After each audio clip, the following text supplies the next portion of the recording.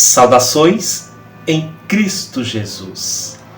Mais uma oportunidade que Deus nos concede para estar na sua presença. Quero ler uma passagem da Palavra de Deus para a gente começar a meditar na Palavra de Deus. Em Mateus capítulo 4, versículo 12 ao 23.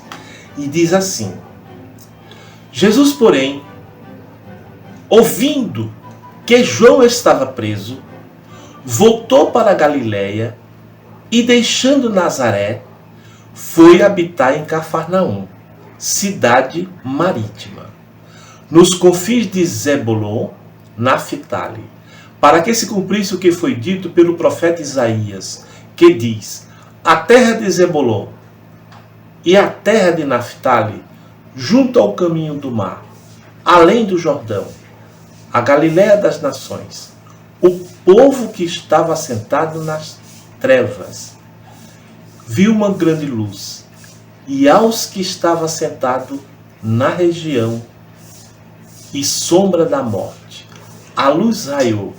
Desde então começou Jesus a pregar e a dizer: arrependei-vos, porque é chegado o reino dos céus. Vemos aqui que Jesus, quando ele soube que João Batista tinha sido preso, logo ele resolveu sair da cidade e foi habitar em Cafarnaum. Mas por que ele foi embora daquele lugar?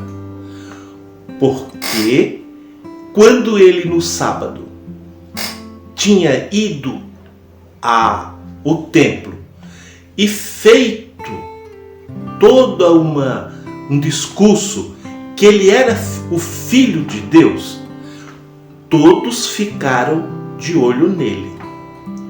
Mas no Evangelho de São Lucas, no capítulo 4, vemos ali que a palavra revela que Jesus foi expulso da sua terra natal.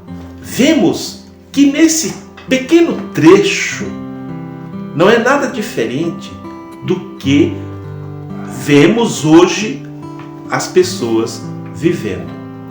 Diz nesse texto que Jesus via um grupo, ou seja, uma multidão de pessoas que estavam mortas, literalmente mortas. Porque, vejam aqui, e tem até uma referência muito interessante que eu quero conversar com vocês. Junto ao caminho do mar, além do Jordão, a Galiléia das nações. O que significa a Galiléia das nações? É uma referência aos povos, às pessoas de modo geral. E quando você vai no original grego, está escrito exatamente: ao invés de ter nações, está escrito gentios. Quem são os gentios?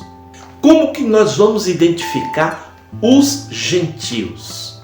Pois bem, veja que aqui diz nações, nesse texto que eu acabei de ler.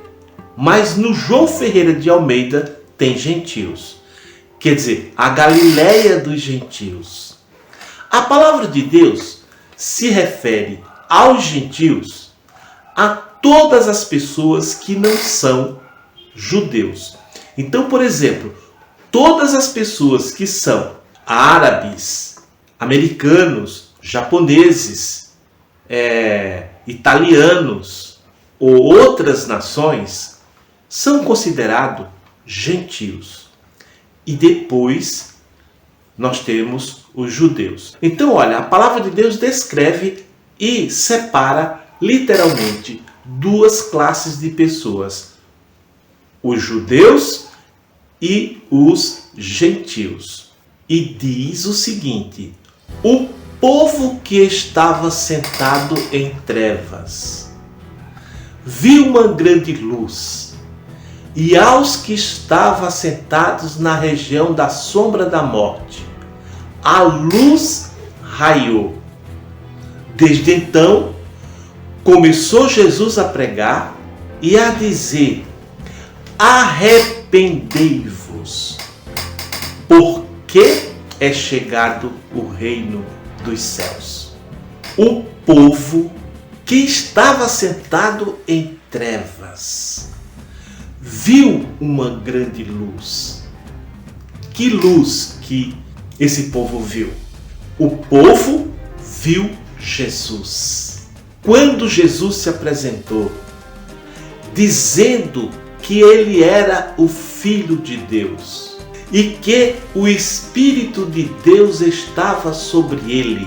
E aí tem mais um pouquinho. E aos que estavam sentados na região da sombra da morte, a luz raiou.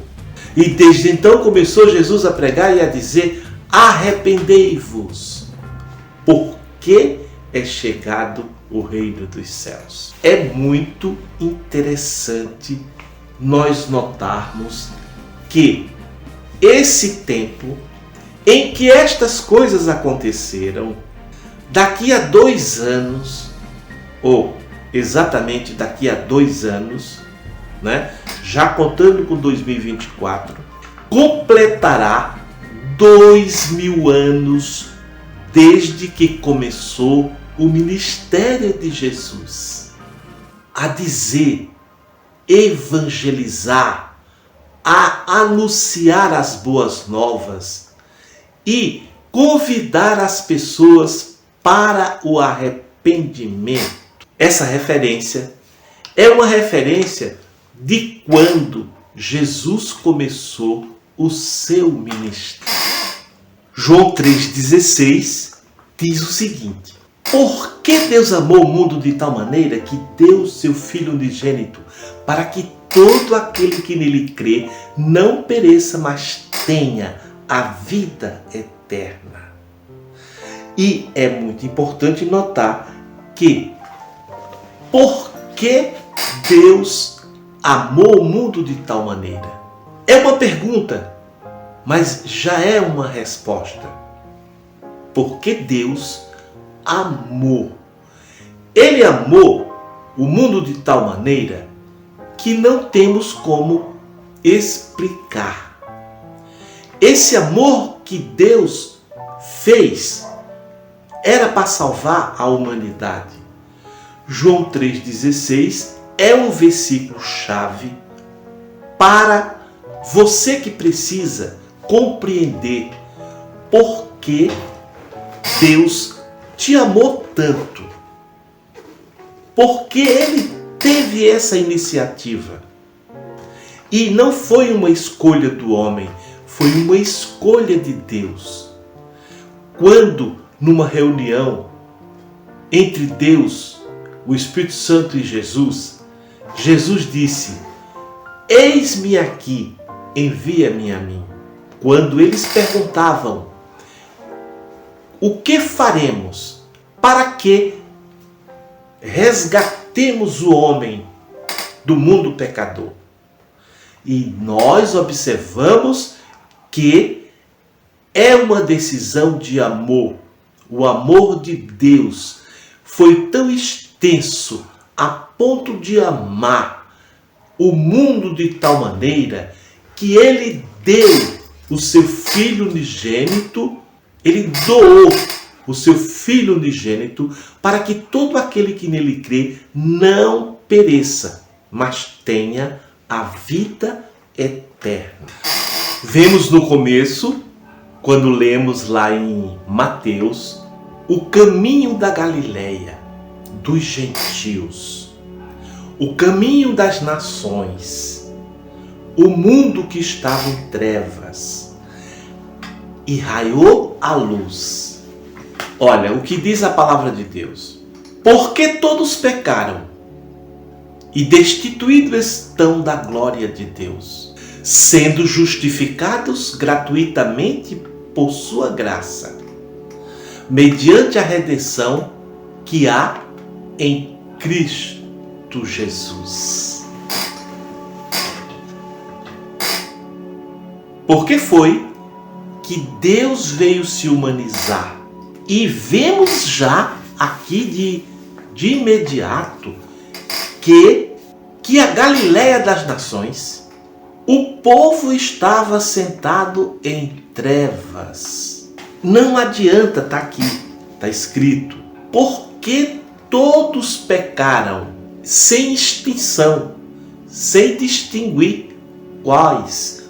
Todos pecaram, inclusive a nação israelita, e todos foram destituídos da glória de Deus. Deus amou o mundo de tal maneira que deu o seu Filho unigênito para que todo aquele que nele crê não pereça, mas tenha a vida eterna. Que Deus te abençoe.